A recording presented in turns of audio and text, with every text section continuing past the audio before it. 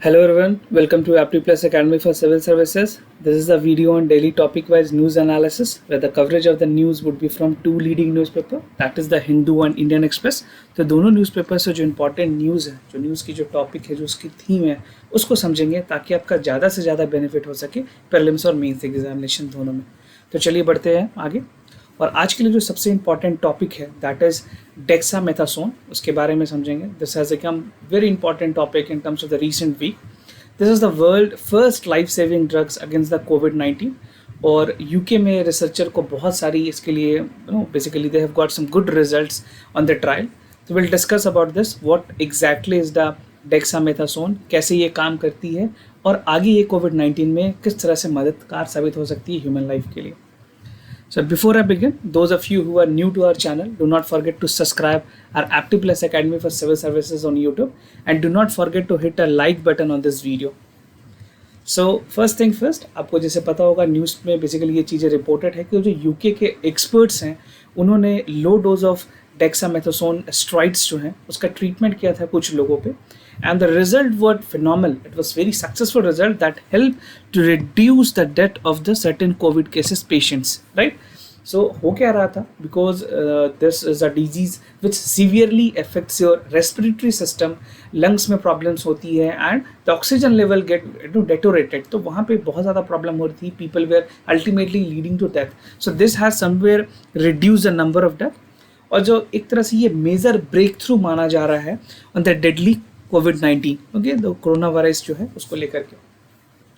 अब बात करें what is dexamethasone and how does it work. Basically एक स्ट्राइड है that is commonly used to treat the condition in which body immune system does not function properly and cause inflammation to the damage tissue. Basically होता क्या है, जब आप कोविड-19 में जब जाते हो तो बेसिकली जो आपके टिश्यूज़ भी हैं, लंग्स भी है, सारी चीज़ें इम्पैक्ट होते हैं। पर जो डेक्सामेथासोन है वो क्या करता है कि इस तरह से इम्यून सिस्टम जनरेट करता है जहाँ पे it does not function properly and cause inflammation tissue damage, right. So this is the first point. Now the second is जो डेक्सामेथासोन है it fall in the category of corticosteroids. Corticosteroids जो होते हैं उसके अंदर ये आती है। बेसिकली ये अगर आप मिमिक कॉर्टिसॉइड, जो आप साइंस के स्टूडेंट हैं वो इस चीज़ को समझ पा रहे होंगे, तो ये बेसिकली जो ऐसी हार्मोन है जो मिमिक कॉर्टिसोल है वो नेचुरली प्रोड्यूस होती है हमारे बॉडी में एड्रिनल ग्लैंड के थ्रू, राइट।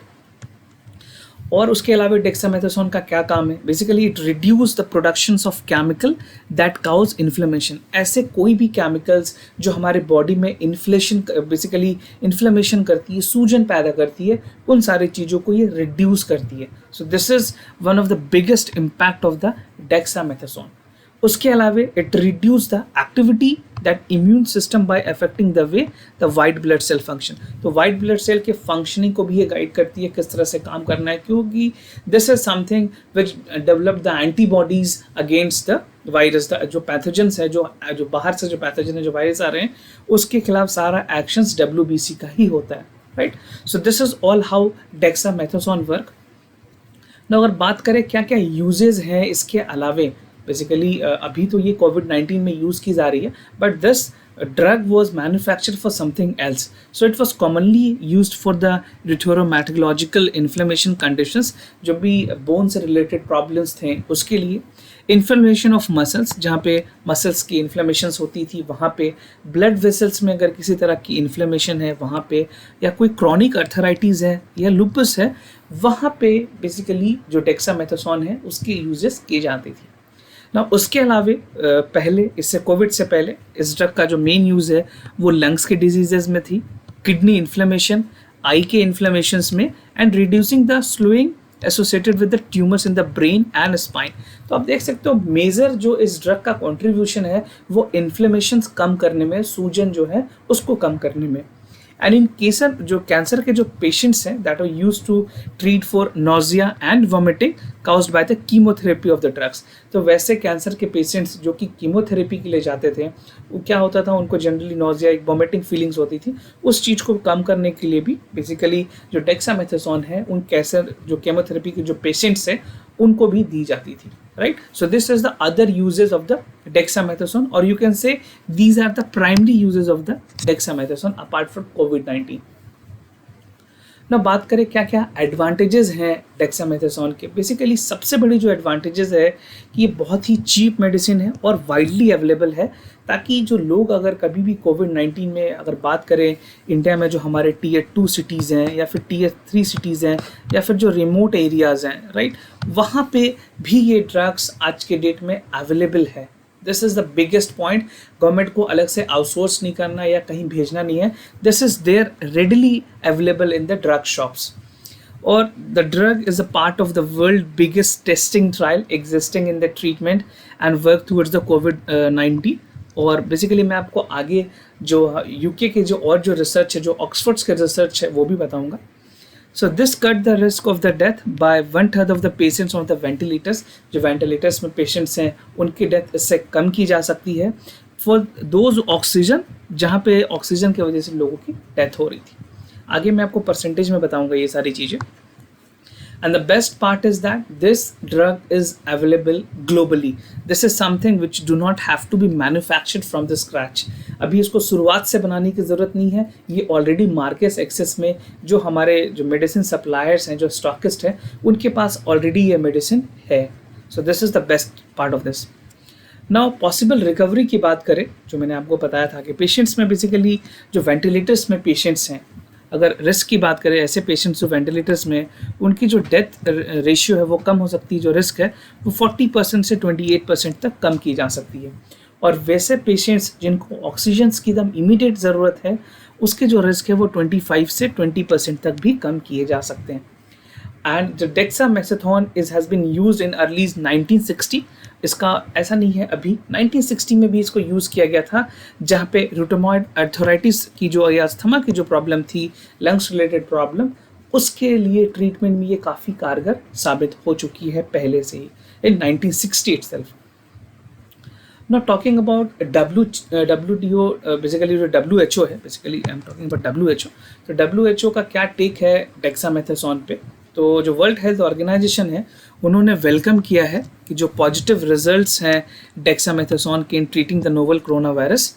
और आगे लोगों को ये वार्निंग भी दी है, एक्सपर्ट को ये वार्निंग दी है कि इसके जो यूजेस हैं वो बहुत ही सीवियर केसेस में, the drug should not be used on the mild cases. अगर कोई हल्के फुल्के केसेस हैं तो उसमें यूज़ नहीं करना है as a preventive purposes.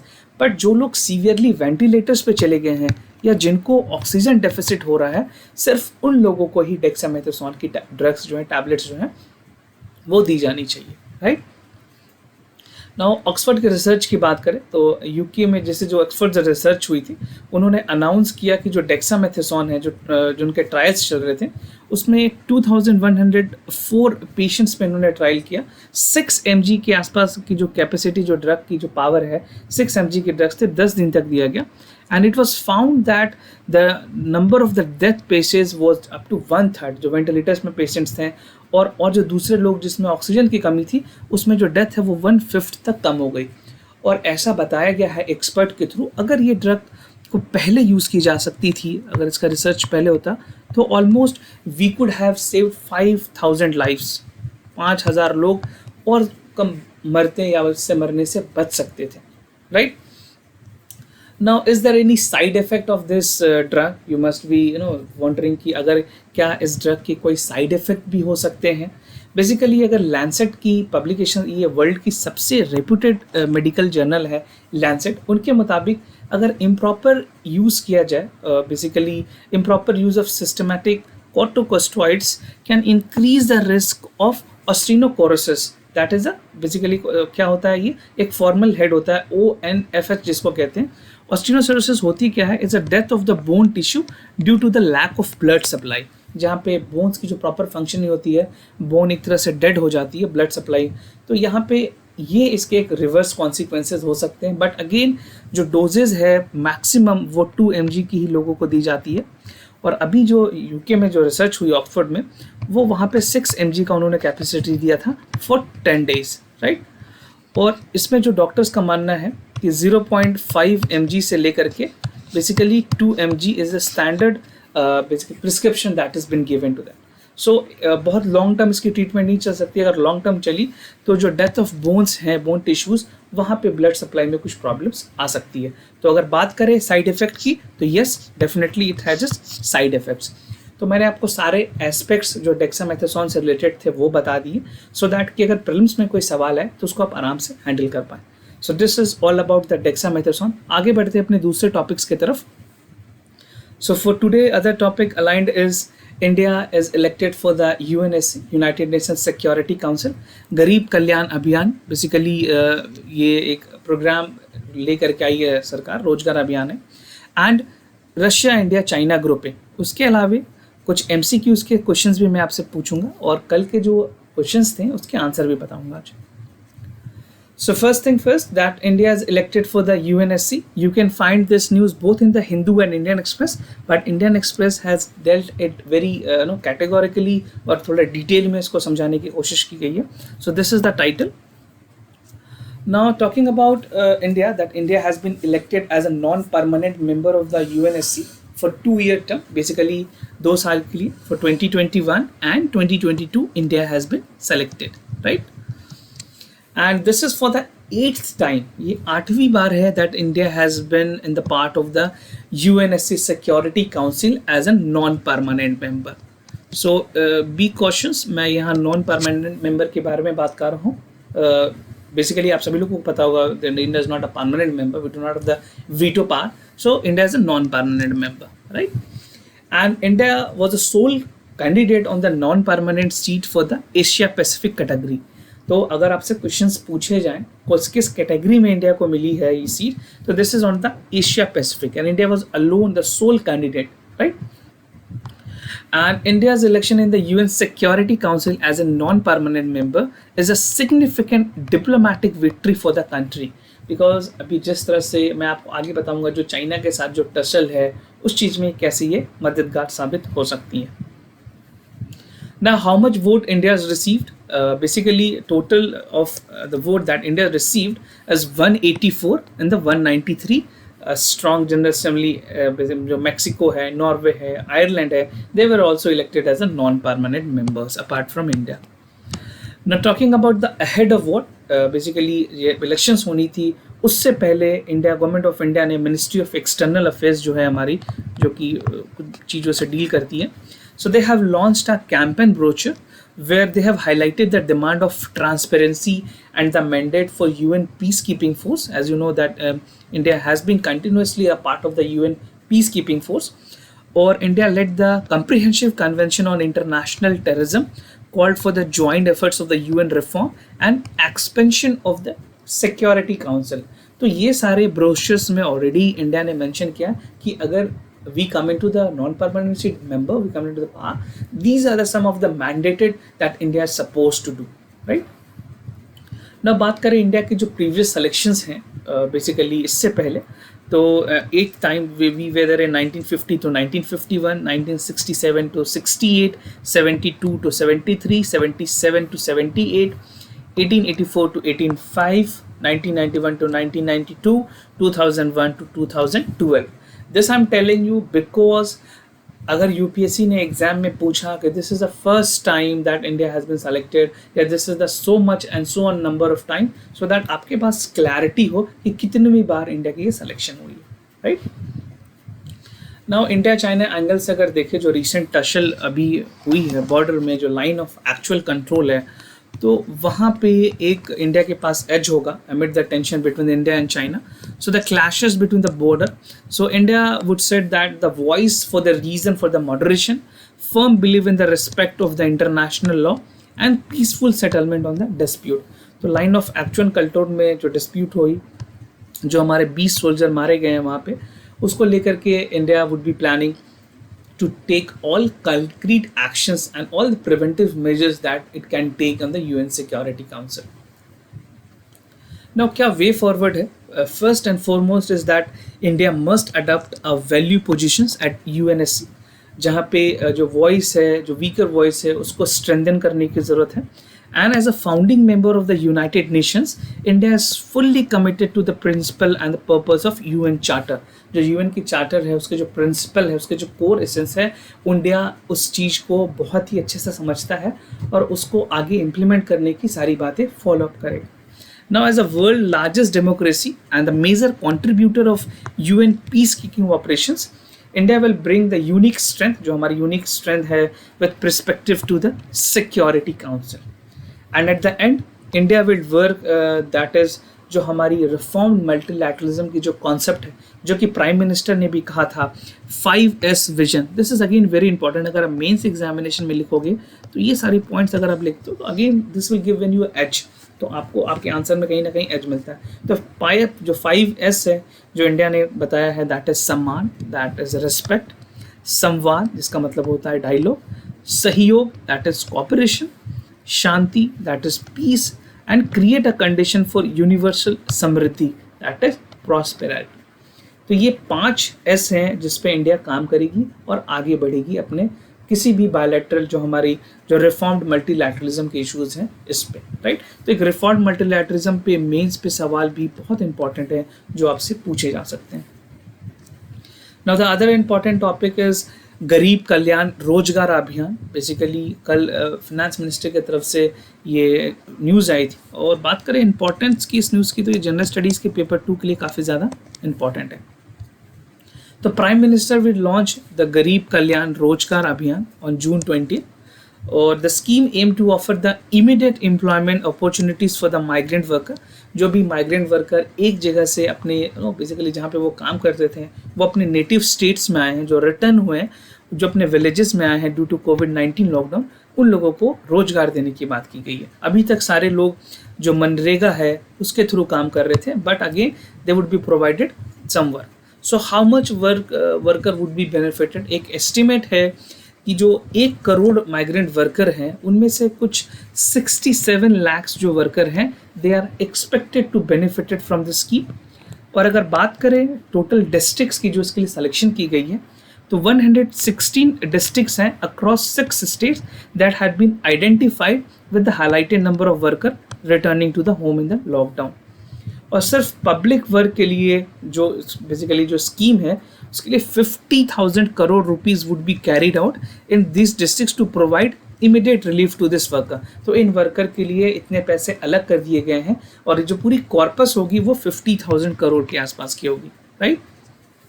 Now the states from where the migrant population, जो सबसे ज़्यादा जहाँ से माइग्रेंट पॉपुलेशन वापस आए हैं अपने नेटिव स्टेट पे, so the first is Bihar. सबसे पहले Bihar, Jharkhand, Uttar Pradesh, Madhya Pradesh, Orissa and Rajasthan. This is entirely about the northern India. आप अगर सदर्न में बात करेंगे तो हैदराबाद है, चेन्नई है and Telangana. These are the states जहाँ से बहुत सारे और भी लेबर्स माइग्रेट किए, but we are focusing on these 6 state initially. बाकी इसको आगे भी इंक्रीज किया जाएगा.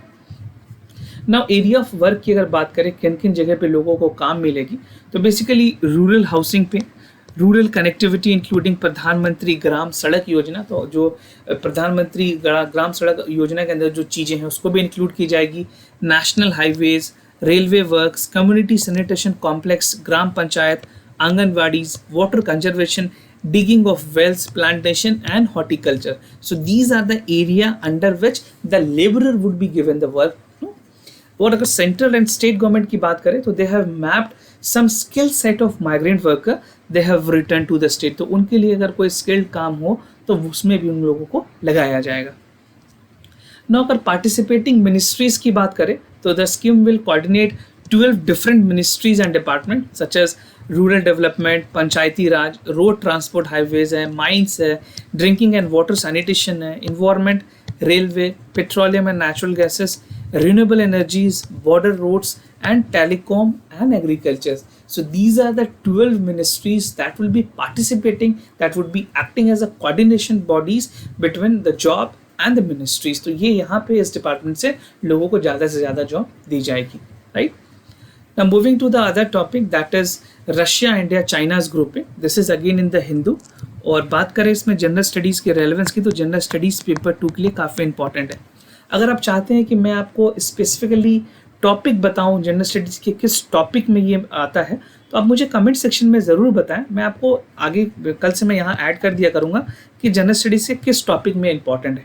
तो आप प्लीज़ कमेंट सेक्शन में ये बताएं, show that I should know कि आप में से कितने लोगों की ज़रूरत है. तो कमेंट सेक्शन में ये ज़रूर बताना कि सर आप ऐड कर दो syllabus, so that I can add it, right.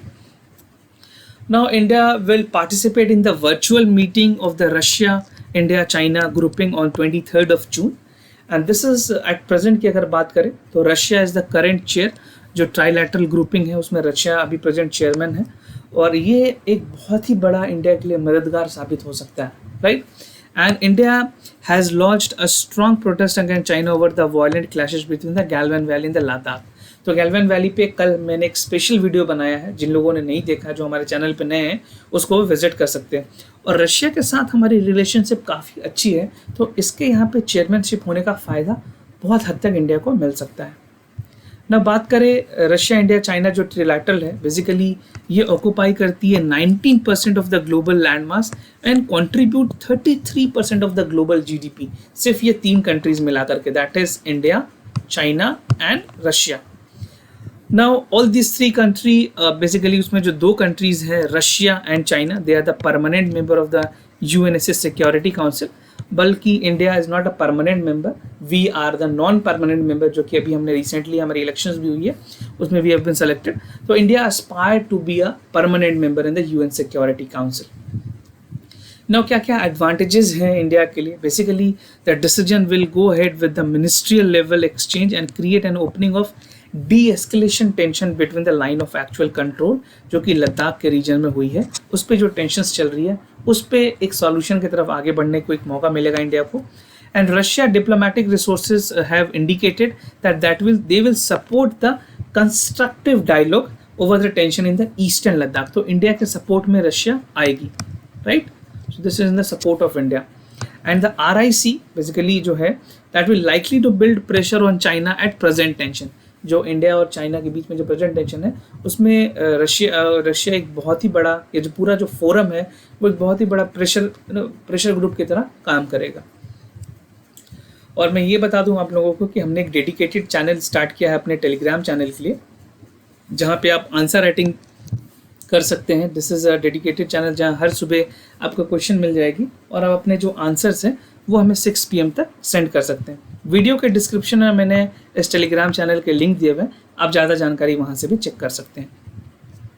Now coming to the answers, जो कल के सवाल थे उसके मैं आंसर बता दूँ। जो पहला सवाल है उसका आंसर है A, that is the painting of upper palaeolithic phase or the linear representation in green and dark red. It is a huge animal figure such as bison, elephant, tiger, rhinos, boars, such as, and the human figures. And the few are the wash painting, mostly of them are filled with the geometric patterns. The green painting are of the dancer and the red one is of the hunters. So correct answer is A. Now for the second question, the correct answer is C, that both of the statement is correct. तो मैंने आपसे GDP deflators के बारे में पूछा था, तो GDP जो deflators है, this is reflects the price of the domestically priced goods in the economy, and GDP reflector is an advantage over the CPI, right? दूसरे स्टेटमेंट की बात करें तो the ministry of science and programme implementation, MOSPI जिसको भी कहते हैं, come up with the GDP deflator in the national account statics and the price indication। और तीसरा जो स्टेटमेंट है that the change in the consumption pattern of the introduction of new services and goods are automatically reflected in the GDP reflector, तो वहाँ पे automatically ये reflect होती है। नाउ आज के सवाल की तरफ आगे बढ़ेंगे। जो आज का जो पहला सवाल है वो पॉलिटी कम करंट से रिलेटेड है, आप इसको पॉलिटी और करंट अफेयर दोनों में इंक्लूड कर सकते हैं। तो जो क्वेश्चन है करंट, बेसिकली जो statement regarding the national population register के बारे में आपको बताना है। तो it is a resistor of usual resident of the country and information would be collected under the provision of Citizenship Act 1955। इनमें से कौन से स्टेटमेंट करेक्ट है? 1, 2, both 1 and 2, या none of the above? So whatever you feel is the correct answer, do let us know your answer in the comments down below. Now the second question is from the static portion of the history with reference to Raja Ram Mohan Roy. Consider the following statement। तो basically ये modern history से सवाल है। He was greatly influenced by the Western ideas. He did not shows faith in the monotheism, and he was a father of Indian Renaissance। तो आपको बताना है कौन सा करेक्ट आंसर है, 1 and 2, 3 only, 1 and 3 only, or all of the above। So this is very important topic, and as a personality UPSC कई बार इस पे सवाल भी पूछ चुकी है। And this question has been taken from NCERT। तो आप में से जिन लोगों ने क्लास 12 की NCERT पढ़ी होगी वो बहुत ही ईजिली इसको आंसर कर पाएंगे। और अगर आप नहीं भी जानते हैं तो आप एलिमिनेशन मेथड लगा करके इसका आंसर बता सकते हैं, तो कमेंट सेक्शन में आंसर ज़रूर बताएं. And I would like to tell you that we are organizing a live session on how to choose optional. So there will be 2 sessions. First would be for PSIR and the second would be for geography. And the date of the live session is 20th of June. तो आप video के description section को check कर लें, वहाँ पे इसकी सारी डिटेल दी हुई है. So this was the entire topic wise news analysis for the day. If you have any other concern, do let us know. We'll be more than happy to assist you. For time being, I'm signing off. Wish you all the best. Stay home, stay safe. Thank you so much.